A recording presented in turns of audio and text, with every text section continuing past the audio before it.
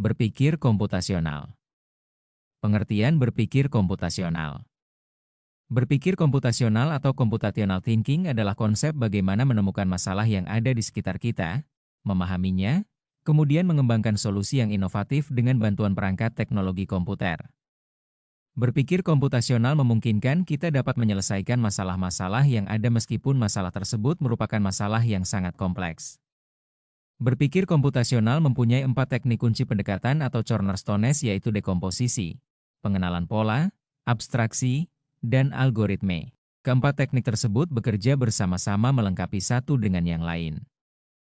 Dekomposisi. Dekomposisi adalah pendekatan dengan memecah masalah besar dan kompleks menjadi masalah-masalah yang lebih kecil dan lebih sederhana sehingga lebih mudah dikelola dan dipahami. Kemudian dicari solusinya. Istilah lain untuk teknik dekomposisi adalah divide and conquer atau divide et impera. Teknik pendekatan dekomposisi dapat digunakan dalam berbagai persoalan kehidupan dan mengembangkan sesuatu, termasuk mengembangkan produk. Pendekatan dekomposisi memberikan kemudahan dalam melakukan inovasi. Ketika mengembangkan solusi atau produk, kita dapat melakukan atau menambahkan perubahan-perubahan yang akan memberikan hasil yang lebih baik dalam penyelesaian permasalahan atau pengembangan produk. Contoh dari dekomposisi. Misalnya kita memiliki sepeda, permasalahannya adalah ketika sepeda dikendarai terdengar bunyi tak-tak-tak, secara berulang dan semakin cepat terdengar saat sepeda bergerak. Dengan teknik dekomposisi, dapat diselesaikan dengan memecah persoalan menjadi berikut. 1. Apa penyebab dari bunyi tak-tak-tak? 2. Bagian mana dari sepeda yang bergerak dan menjadi sumber bunyi? 3. Bagaimana cara memeriksa dan menentukan sumber bunyi? 4. Bagaimana cara melakukan perbaikan? 5. Bagaimana cara memeriksa bahwa perbaikan sudah dilakukan dengan benar? Dengan memecah masalah seperti contoh tersebut, kita dapat memahami permasalahan dengan lebih jelas dan dapat menyelesaikan masalah satu persatu. Langkah selanjutnya adalah menyelesaikan masalah satu persatu dengan cara mencari jawaban dari permasalahan yang ada. Pengenalan pola. Teknik pengenalan pola merupakan teknik yang mencoba untuk melihat kesamaan pola-pola atau karakteristik tertentu dari suatu permasalahan yang ada. Masalah yang memiliki karakteristik sama memberikan peluang untuk menggunakan solusi yang sama. Kesamaan pola juga membuat kita atau komputer dapat menemukan dan memberikan solusi dengan lebih mudah. Contoh. Terdapat beberapa bola, jenis bola, pola apa yang kamu lihat? Perbedaan. Bola-bola tersebut memiliki ukuran, warna, dan bahan yang berbeda, yang berdampak pada karakteristik bola-bola tersebut. Persamaan. Mempunyai bentuk yang sama, sehingga memiliki sifat yang sama, yaitu dapat mengelinding dan memantul jika dilemparkan ke lantai atau dinding. Pengenalan pola. Pola tidak dibatasi dalam bentuk visual saja. Pola dapat muncul dalam berbagai wujud. Di alam, kita dapat melihat berbagai hal yang jika diperhatikan dalam skala besar akan membentuk pola sendiri. Pemahaman akan pola-pola tersebut dapat membantu manusia untuk memperkirakan cuaca, musim, dan bencana sehingga manusia dapat mengambil tindakan yang dibutuhkan. Kemampuan mengenali pola, seperti angka, kejadian, perilaku, dan pola-pola lainnya merupakan sesuatu yang penting. Kemampuan mengenali pola tersebut akan membantu kita untuk mengidentifikasi masalah, menganalisis, dan mencari solusi yang tepat. Perhatikan gambar berikut. Waktu tanam padi tergantung pada cuaca dan iklim di daerah tersebut. Hal itu termasuk pola. Abstraksi.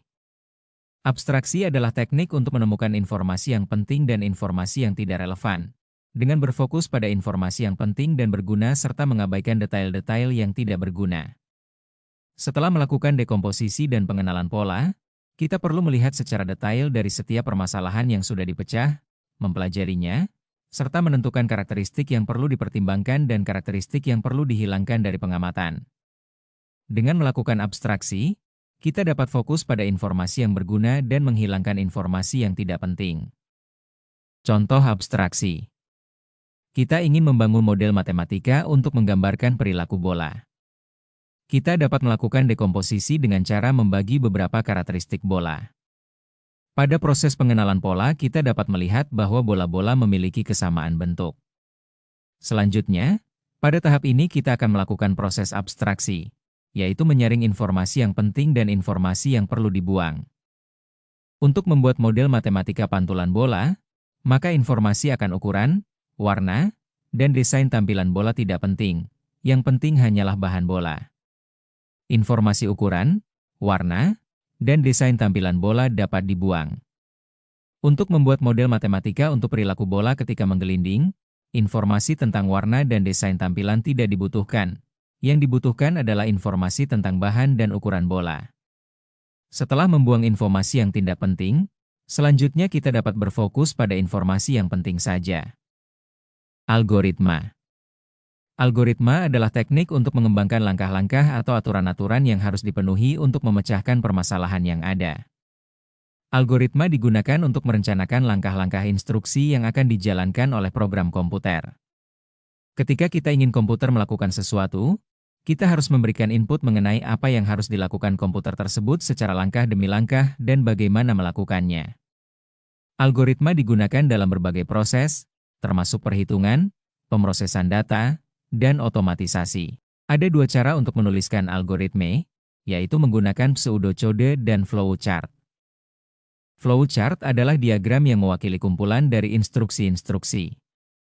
Flowchart umumnya menggunakan simbol standar untuk menggambarkan instruksi-instruksi yang berbeda.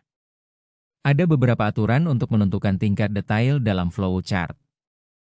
Flowchart dapat dipecah menjadi langkah-langkah yang menyediakan banyak detail mengenai bagaimana proses yang dijalankan dalam program secara jelas.